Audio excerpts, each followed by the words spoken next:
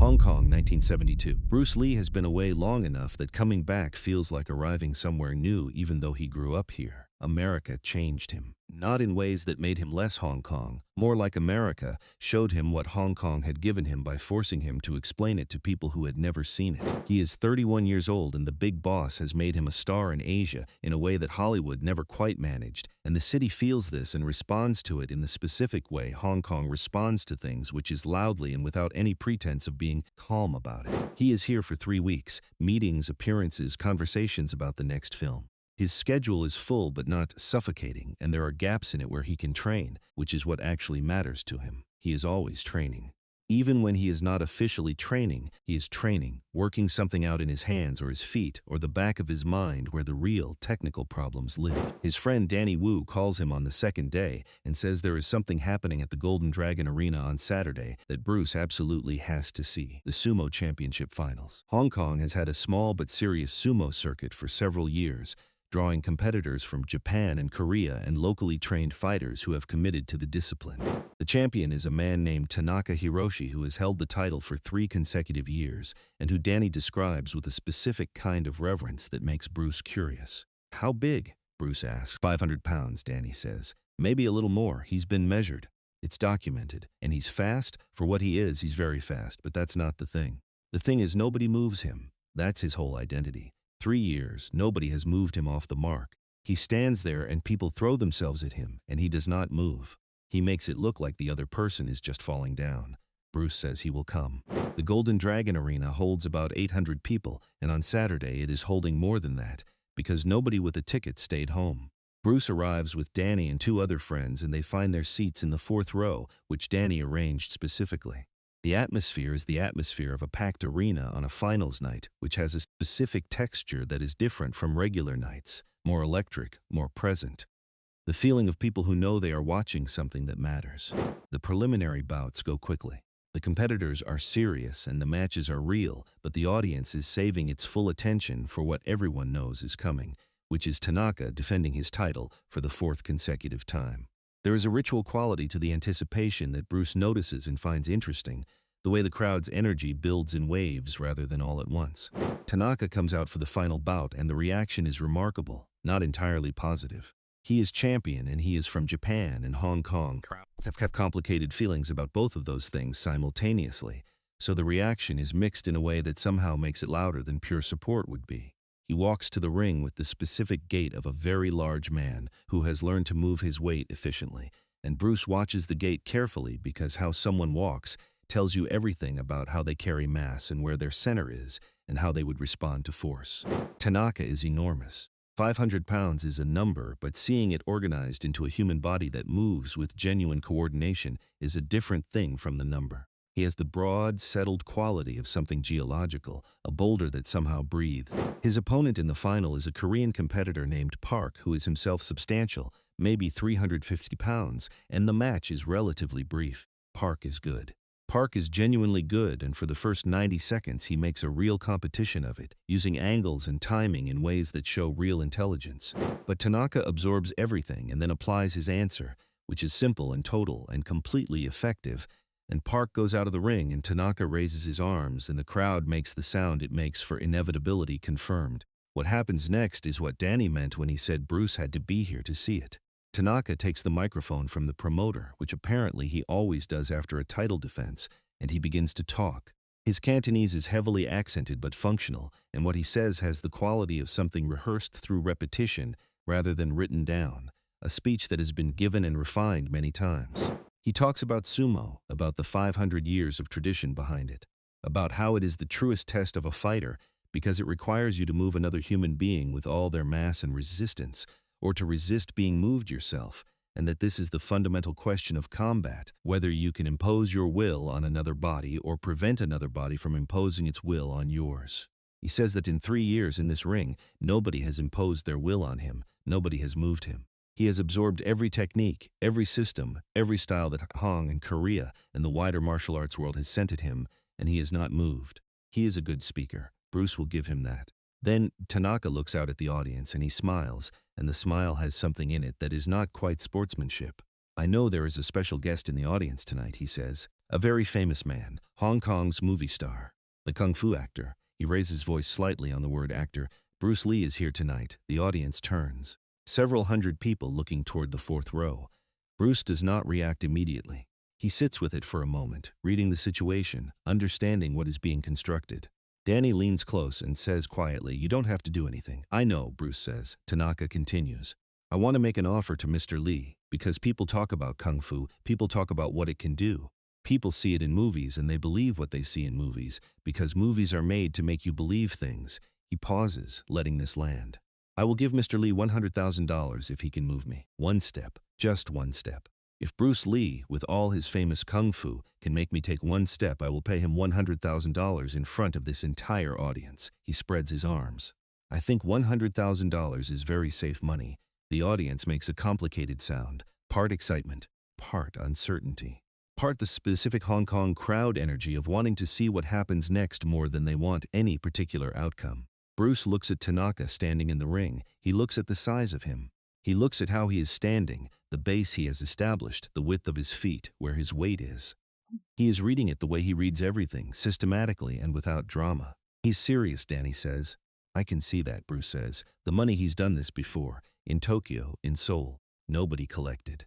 "Tell me about the people who tried," Bruce says. Danny tells him. 2 trained wrestlers. 1 judo champion, 1 very large boxer who thought mass was the answer to mass. Ton of them moved Tanaka, and Tanaka's confidence in the offer is built on that foundation, on having tested it repeatedly and found it solid. Bruce stands up. He does it without announcing it, just stands, and the audience sees him stand, and the arena goes to a specific kind of quiet that arenas go to when something is actually happening rather than being discussed.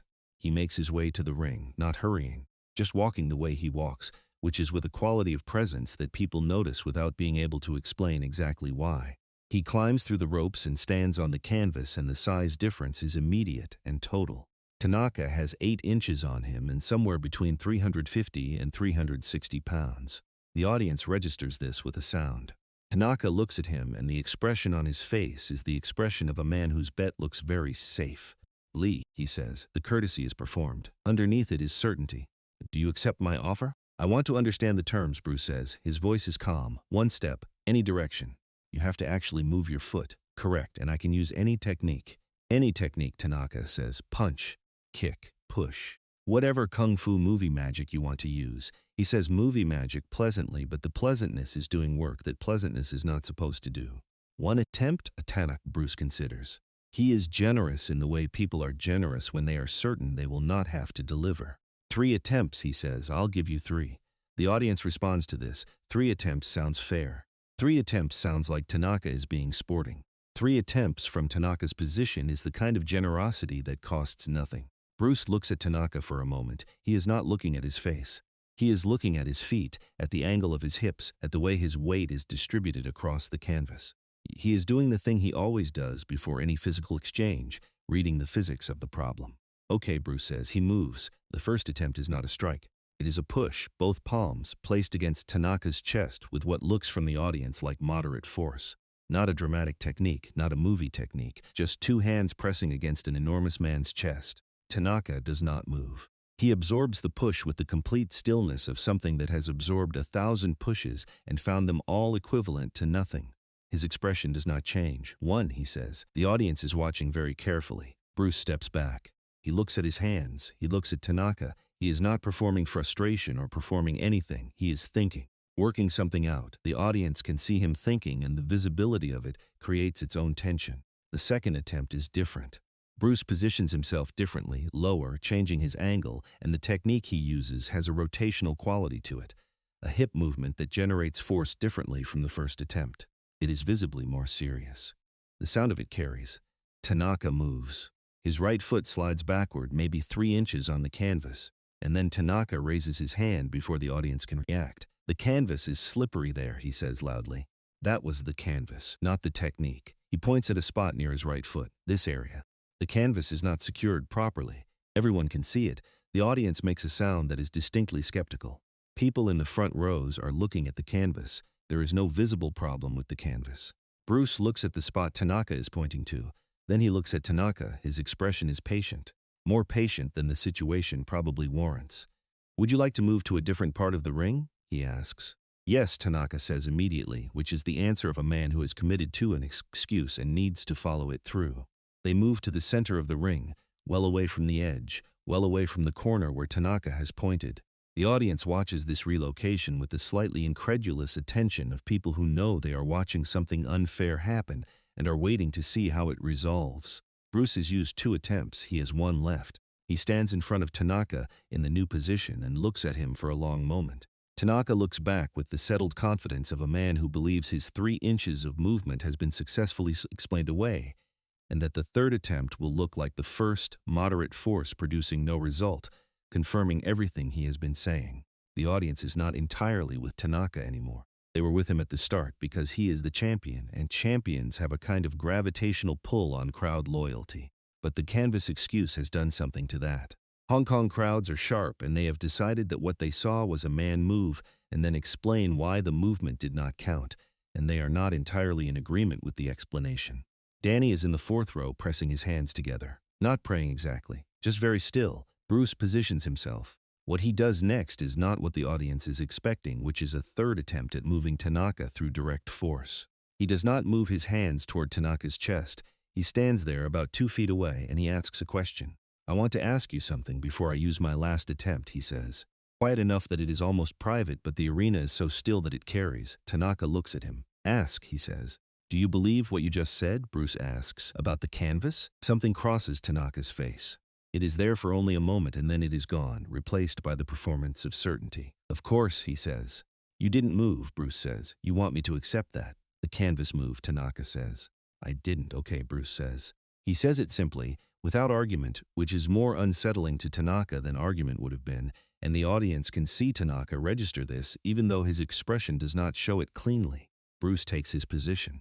He is focused now in a way that is different from the first 2 attempts, a quality of attention that is narrowed down to a single point. The audience feels it without being able to name it. Danny feels it from the 4th row and exhales slowly. What happens next takes approximately 3 seconds, and the audience will argue about exactly what they saw for a long time afterward. Bruce's right hand comes up. Not fast, actually, not the blinding speed he is capable of. Something more deliberate, more surgical, aimed at a specific point on Tanaka's left side, below the armpit, where the latissimus muscle attaches and where the connection between the arm and the torso creates a mechanical vulnerability that has nothing to do with size and everything to do with how the human body is assembled. The strike is not a punch. It is something between a strike and a press, using the 2nd and 3rd knuckles, placed with the precision of someone who has studied the architecture of the human body for 30 years. Simultaneously, Bruce's left foot moves not toward Tanaka, sideways, changing his own angle by maybe 15 degrees, which changes the direction of force in a way that is invisible to most of the audience, but which redirects what would have been resistance into something closer to cooperation with gravity. Tanaka's left side drops. His right foot comes up off the canvas to compensate for the sudden redistribution of his weight, a full step, his entire right foot lifting and replanting in a different position. Then Tanaka's hand goes up again, immediately, before the audience has finished processing what they saw. The technique was illegal, he says loudly. That was a pressure point attack. That is not a legitimate technique. We agreed on legitimate techniques. The audience response to this is immediate and it is not supportive. The sound of 800 people deciding simultaneously that they have seen enough evasion is a specific sound, layered and building, and it is not the sound Tanaka wants to hear. We agreed on any technique, Bruce says. His voice is still calm, but there is something underneath the calm now that was not there before. Not anger exactly. Something more precise than anger. You said any technique. Those were your exact words. Any technique. There are standards, Tanaka says. There are. You moved, Bruce says. He says it to Tanaka, but he also says it to the room, and the room hears it and responds to it, and the response is the response of people who agree with what they are hearing. The booing starts in the back and moves forward. Not everyone, but enough. A significant portion of the 800 people in the Golden Dragon Arena expressing their opinion about what they have watched happen in the last few minutes. Tanaka has moved twice and explained both times why the movement did not count, and the audience has run out of patience for the explanations. Tanaka stands in the ring and takes the noise. His expression has become something fixed, the face of a man who has decided that his position is correct and that the crowd's opinion of his position is not his problem. He has held that position across several cities and several crowds, and this is not the first time he has been booed, and he is prepared to continue being booed. The promoter climbs into the ring looking like a man who would very much like to be somewhere else. He goes to Tanaka and they have a brief conversation that nobody can hear, and Tanaka shakes his head twice, and the promoter goes away looking exactly as uncomfortable as when he arrived. Bruce is standing on the canvas watching all of this with a patience that is clearly costing him something. He is a precise person, and what he has watched happen is imprecision being used as a weapon, which is a specific kind of dishonesty that he finds genuinely difficult to be calm about. But he is calm, he is waiting. Danny is now standing in the fourth row because sitting does not seem adequate to the moment. The booing has not stopped. It has actually organized itself, which booing sometimes does when the target of it is refusing to respond, becoming more rhythmic, more intentional, more clearly communicating a specific message rather than just general displeasure. Tanaka finally raises both hands for quiet, and the audience gives him partial quiet because they want to hear what he says, even though they have largely decided what they think of him. The offer, he says, was for legitimate combat techniques. What was used was a pressure point manipulation. This is not legitimate combat, this is "I moved you," Bruce says. The simplicity of it cuts through whatever Tanaka was about to say. Twice, Bruce says, in front of everyone here. You moved twice and explained twice why it didn't count. That's your right. But everyone in this building saw what they saw. Tanaka looks at him. The fixed expression has developed a crack in it, something less certain at the edges. He is a proud man, and he is standing in front of 800 people who have just watched him be made to look small, and the specific difficulty of that position is visible on his face for the first time. The 100,000, he begins. I'm not interested in the 100,000, Bruce says. This surprises everyone, including Tanaka. The audience goes quiet in the specific way audiences go quiet when something unexpected happens. I came up here because you called me out in front of these people, Bruce says. And you said things about Kung Fu that I think were wrong, and I wanted to demonstrate that they were wrong. That's done. I moved you. You know it, and everyone here knows it. He pauses. Keep your money, but say what you know is true. The arena is completely still. Tanaka looks at Bruce for a long moment. The crack in the fixed expression has gotten larger. He is doing something internal that the audience can see, even if they cannot hear it. Some kind of accounting, some weighing of the two available directions from here. The thing about Tanaka that nobody in the arena knows, except possibly Danny from his research, is that underneath the champion's ego and the showmanship and the 3-year winning streak and all the money and all the crowds, he started training in sumo as a 15-year-old in Osaka because a martial arts teacher told him he had a gift for feeling force, for understanding how mass and momentum work, and that this gift was worth developing seriously. He has spent 20 years developing it seriously. He knows when force is being applied correctly and when it is not, and what he felt twice in the last 10 minutes was force being applied correctly in ways he has not encountered before, and some part of him that is still the 15-year-old in Osaka knows this and is saying so in a way that is getting harder to ignore. He looks at the audience, he looks at Bruce, he puts the microphone down on the canvas. He brings his hands together in front of his chest, he bows. Not a performance bow, not a champion acknowledging the crowd. A genuine bow. The kind that means something specific in the martial arts context that both he and Bruce understand, and that the audience can feel the weight of even without knowing the formal meaning. Bruce returns it, clean and complete and without any performance around it. The arena does something that arenas do occasionally when something real has happened, and the crowd collectively recognizes it. A sound that is not quite cheering, and not quite applause, but something that contains both and is somehow more than either. The sound of people who came to watch a competition and watched something better instead. Danny is in the fourth row with his hands over his mouth, which is not a thing Danny usually does. Tanaka picks the microphone back up. He stands there for a moment with it, the champion's microphone, the one he has used at the end of every title defense for 3 years, and he says 3 words in Cantonese that the audience can hear clearly. He moved me, the arena responds. Backstage afterward, in the corridor outside the changing rooms, Tanaka finds Bruce and they stand in the concrete hallway under fluorescent lights and have a conversation that is private, but that Danny catches pieces of from the doorway, which he reports later with the careful accuracy of someone who understands he is remembering something worth remembering. Tanaka asks Bruce about the technique. The specific one, the second knuckle placement, the angle, the simultaneous footwork. He asks about it the way a serious person asks about something they genuinely want to understand, not to replicate it defensively but to know it. Bruce explains it. He explains the anatomy behind it, the mechanical principle, the origin in Wing Chun modified through his own development. Tanaka listens with complete attention and asks two follow-up questions that demonstrate, according to Danny, that he understood the first explanation. Then Tanaka says something that Danny hears clearly because there is a moment of quiet in the corridor and the fluorescent lights are buzzing and everything is very present. He says, "I have been in this discipline for 20 years and nobody has ever found that angle. How long did it take you to find it?" Bruce says, "I've been looking for it since I was 13. I found the last piece about 2 years ago." Tanaka is quiet for a moment. Then he says, 18 years to find one technique, one true technique, Bruce says. That's worth more than 18 years.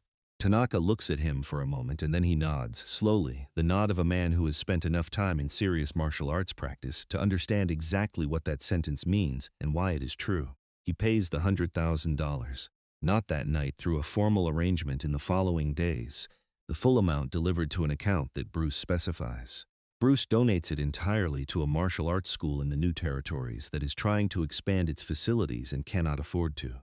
He tells nobody about this for several years. Danny finds out eventually through the school's headmaster and tells the story quietly to people he thinks will understand it rather than perform it. The night at the Golden Dragon Arena becomes one of those stories that travels through the Hong Kong martial arts world in the specific way that true stories travel, gaining nothing in the telling because they do not need to gain anything, staying exactly as large as they actually were because what actually happened is large enough. 3 seconds and a man who had not moved in 3 years took a step. What came before the 3 seconds was the 18 years Bruce mentioned. What came after was the conversation in the corridor and a donation to a school in the New Territories and a champion who went back to Osaka and spent 6 months working on the vulnerability that had been shown to him, shoring it up, building something that had not existed before. That is the actual story, not the $100,000, not the bet. The 15-year-old in Osaka and the 13-year-old in Hong Kong, both of them spending their lives on the same problem from different directions, meeting finally in a ring in 1972 and showing each other something real. The money just made sure people were watching when it happened.